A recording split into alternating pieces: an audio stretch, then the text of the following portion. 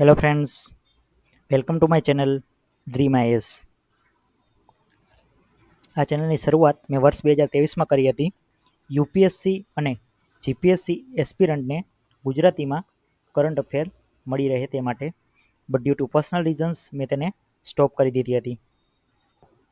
આ સમય દરમિયાન મેં યુપીએસસી પ્રિલિમ્સ ક્લિયર કરેલી છે વિથ ધ સેલ્ફ સ્ટડી અને મેન્સ સુધીની જર્ની કરી છે. હવે હું આ ચેનલને ટ્રુલી રિવાઇવ કરી રહ્યો છું. યુપીએસસી અને જીપીએસસી એસ્પિરન્ટને ગાઈડન્સ મળી રહે તે માટે મારી ઓનેસ્ટ અને પ્રેક્ટિકલ સ્ટ્રેટેજીને શેર કરવા. આજનો આપણો ટોપિક છે how to start UPSC preparation with the self study. દોસ્તો, આજના ટોપિકની વાત કરીએ એ પહેલાં હું તમારી જોડે થોડું શેર કરવા માગું છું કે અહીંયા મારો પર્પઝ જીપીએસસી અને યુપીએસસી એસ્પિરન્ટને ગુજરાતીમાં સારામાં સારું કન્ટેન્ટ મળી રહે તેના પર છે. આ સિવાય ગુજરાતીમાં સારામાં સારું ગાઈડન્સ અવેલેબલ નથી યુટ્યુબ પર, તો તે ગાઈડન્સ પણ મળી રહે તે છે. બિકોઝ યુપીએસસી એક્ઝામમાં એવા લોકો સક્સેસ થાય છે જે લોકો ક્લિયરિટી પર ફોકસ કરે છે, ના કે પરફેક્શન પર. તો આ વિડીયોમાં મારો ફર્સ્ટ વિડીયો છે, તો તમને આમાં થોડા લૂપ હોલ્સ મળી શકે છે.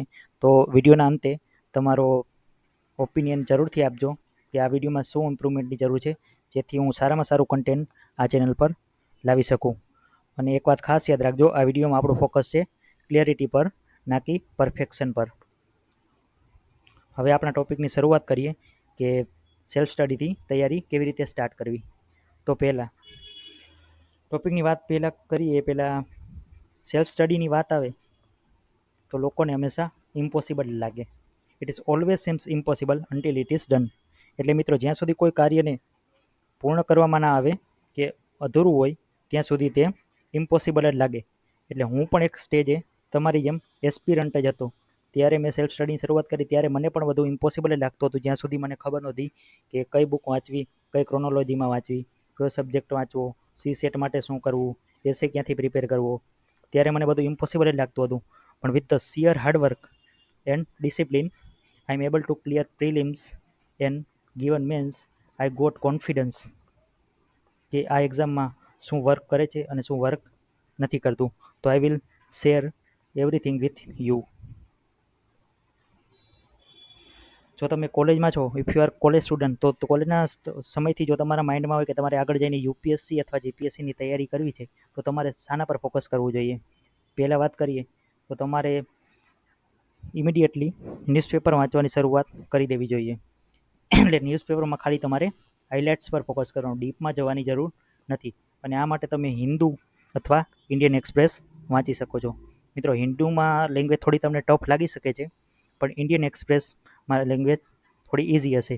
કોઈ પણ એક વાંચશો તો ચાલશે. આ સિવાય તમે ગ્રેજ્યુએશન સબ્જેક્ટ પર ફોકસ કરી શકો છો. જેમ કે ગ્રેજ્યુએશન સબ્જેક્ટમાં તમારો આઈડિયા હોય આગળ જઈને તેને ઓપ્શનલ સબ્જેક્ટ ચૂઝ કરવાનો, તો તમે ગ્રેજ્યુએશન સબ્જેક્ટમાં ફંડામેન્ટલ ક્લિયર હશે તો તમને ડેફિનેટલી ઓપ્શનલ સબ્જેક્ટ ચૂઝ કરવામાં મદદ થશે. એટલે તમે ગ્રેજ્યુએશન સબ્જેક્ટને સીધો ઓપ્શનલ સબ્જેક્ટ ચૂઝ કરી શકો છો.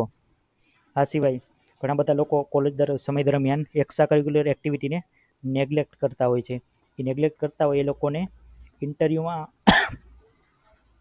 પછી એની ભરપાઈ કરવી પડે છે. કેમ કે મિત્રો, હવે યુપીએસસી પોતાની પેટર્ન ચેન્જ કરી દીધી છે. તો એ પ્રિલિમ્સના સમયથી જ તમારી જોડે ડિટેલ એપ્લિકેશન ફોર્મ ભરાવે છે. આ ડિટેલ એપ્લિકેશન ફોર્મમાં તમે જોઈ શકો છો કે એમાં તમારે યુનિવર્સિટી અથવા સ્ટેટ અથવા નેશનલ લેવલે જે પણ તમે એક્સ્ટ્રા કરિક્યુલર એક્ટિવિટી કરી હોય તેની ડિટેલ તમારે ફિલ કરવી પડે છે. જેમ કે સ્પોર્ટ અને NSS certificate, NCC certificate, leadership position. તો તમને જો આ વસ્તુ પહેલાંથી જ ખ્યાલ હોય તો તમે કોલેજ સમય દરમિયાન એક્સ્ટ્રા કરિક્યુલર એક્ટિવિટી પર ફોકસ કરી શકો છો. આ સિવાય જો વાત કરું તો તમે કોલેજ સમય દરમિયાન ટોપર ટોક્સ જોઈને બુક લિસ્ટ ફાઇનલાઇઝ કરી શકો છો, જેથી તમને આગળ રસ્તો મળી રહે. મિત્રો, અહીંયા ખાલી આપણે બુક લિસ્ટ ફાઇનલાઇઝ કરવાનું છે, બ્લાઇન્ડ ફોલોઈંગ નથી કરવાનું. આપણે જસ્ટ ક્લિયરિટી મેળવવાની છે ટોપર ટોક્સ જોઈને, બ્લાઇન્ડ ફોલોઈંગ નથી કરવાનું.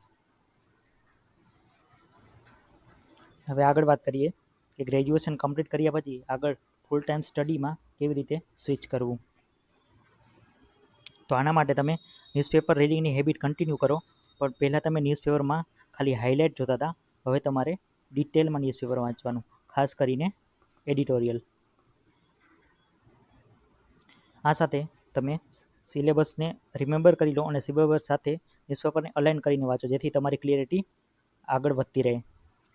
આ સાથે તમે જે બુક લિસ્ટ ફાઇનલાઇઝ કર્યું છે ફોર ઇચ સબ્જેક્ટ, તેને તમે યુપીએસસી સિલેબસ અલાઇન કરીને તૈયારી શરૂ કરો.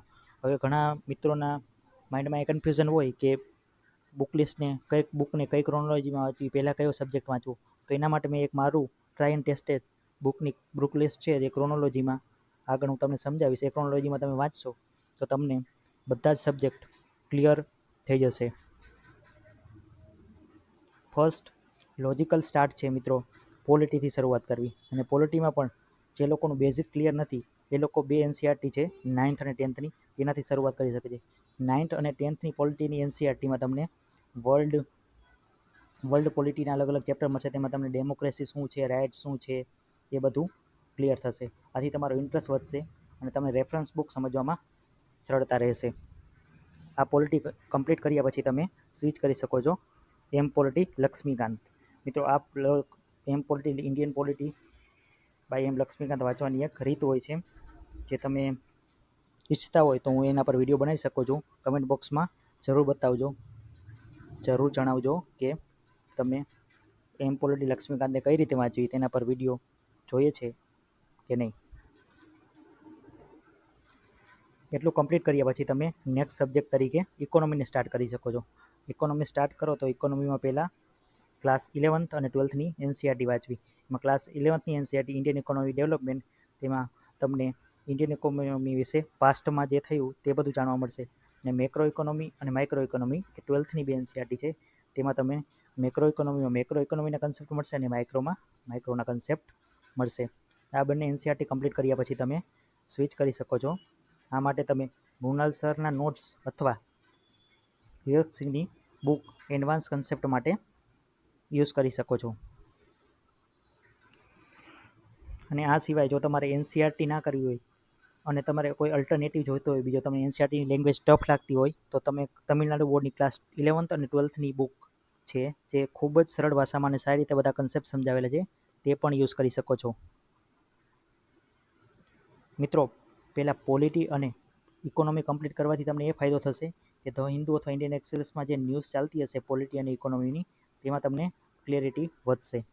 આ બે સબ્જેક્ટ કમ્પ્લીટ કર્યા પછી તમે સ્ટાર્ટ કરી શકો છો જિયોગ્રાફી.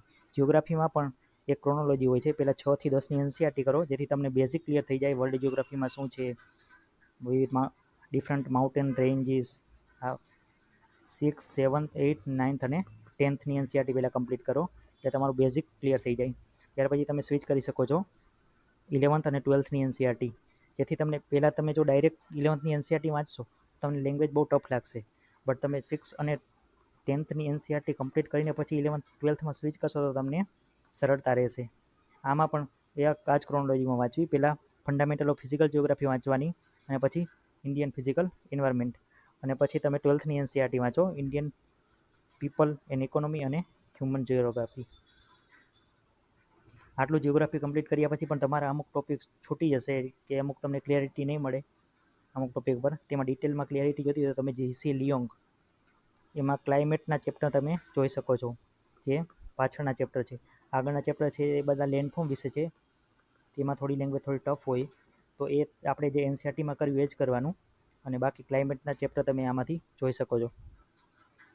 આ સિવાય ઓક્સફોર્ડ સ્કૂલ એટલાસ ઓર ઓક્સફોર્ડ સ્ટુડન્ટ એટલાસ, બંનેમાંથી કોઈ તમે યુઝ કરી શકો છો. જ્યારે તમે જિયોગ્રાફી વાંચતા હોય ત્યારે જોડે જોડે કોઈ માઉન્ટેન રેન્જીસ છે, કોઈ રિવર્સ છે, એ વર્લ્ડ જિયોગ્રાફી આવે ત્યારે તમે તેમાં બુક્સમાં જોઈ શકો છો એટલાસમાં, જેથી તમને એટલાસની જોડે જોડે જોવાની હેબિટ રાખશો તો તમને ક્લિયરિટી વધશે. આ સિવાય સૌથી ઇઝીએસ્ટ સોર્સ છે. આ બધું કમ્પ્લીટ કર્યા પછી તમે મૃણાલ સરની સાઇટ પર જઈને રાજત નીલ મેમ કરીને છે, તેમના લેક્ચર્સ અવેલેબલ છે.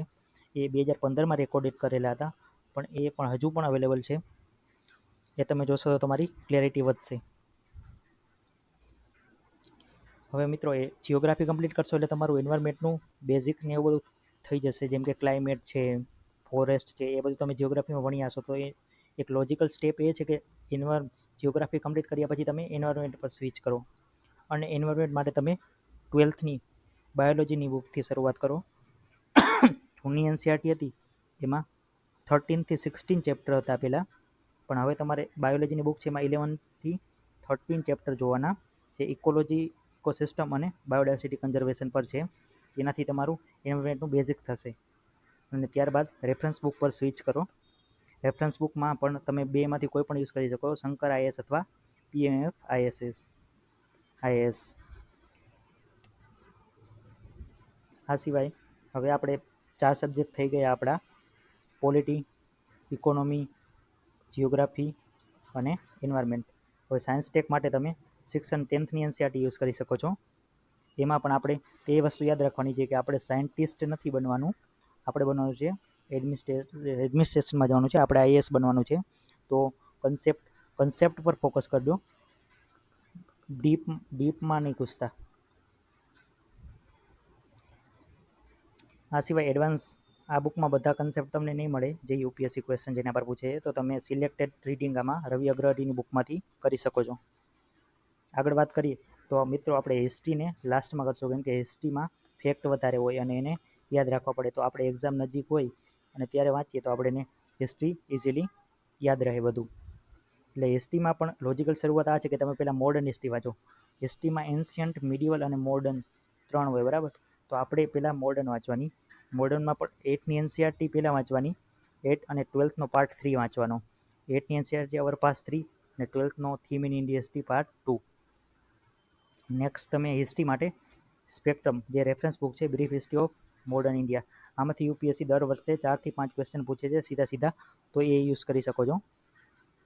નેક્સ્ટ તમે એન્શિયન્ટ અને મિડિવલ માટે 6ની એનસીઆરટી, જે ન્યૂ એનસીઆરટી છે અને એનો પાર્ટ 1, એ એન્શિયન્ટ હિસ્ટ્રી છે, તો એ વાંચજો.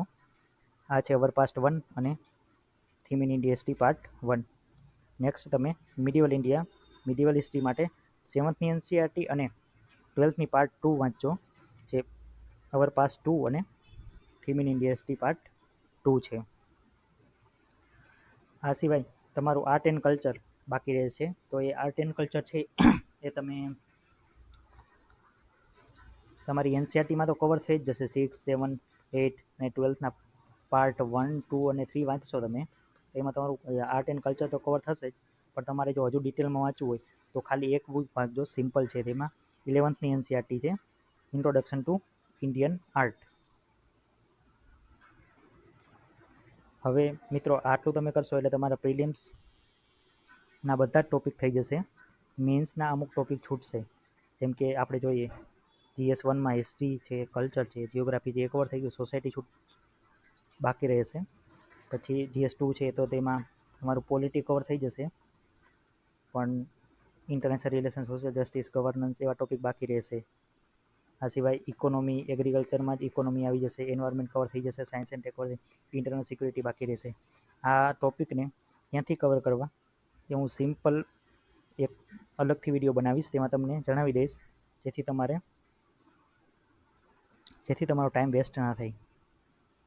મિત્રો નેક્સ્ટ અમારી ચેનલમાં આ ટોપિક પર વિડીયો બનાવવાનો પ્લાન છે. તમારો જે ઓપિનિયન હોય તે કમેન્ટ બોક્સમાં જણાવજો, તો આપણે એના પર પહેલા વિડીયો બનાવશું, કે સીસેટને કઈ રીતે પ્રિપેર કરવું, ઓપ્શનલ સબ્જેક્ટ કઈ રીતે ચૂઝ કરવો, આ રિમેનિંગ ટોપિક છે મેન્સના એ ક્યાંથી કવર કરવા, ન્યૂઝપેપર કઈ રીતે ઇફેક્ટિવલી વાંચવું અને મિનિમમ ટાઈમમાં, અને ટાઈમ મેનેજમેન્ટ કેવી રીતે કરવો, પ્રેક્ટિકલ સ્ટ્રેટેજી શું હોવી જોઈએ, અને પીવાયક્યુને કેવી રીતે યુઝ કરવા ઇફેક્ટિવલી યુપીએસસી એક્ઝામમાં, અને આન્સર રાઇટિંગ ક્યારે સ્ટાર્ટ કરવી.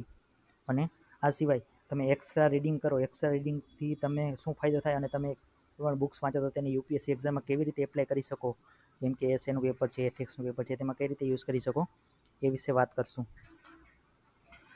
દોસ્તો લાસ્ટમાં બસ એટલું કહીશ કે સક્સેસ એક દિવસમાં નથી મળી જતી. સક્સેસ માટે એક પ્રોસેસ હોય છે, અને success is a byproduct of mastering the process. તો તમારા ડેઇલી એફર્ટને ટ્રસ્ટ કરો. જય હિન્દ.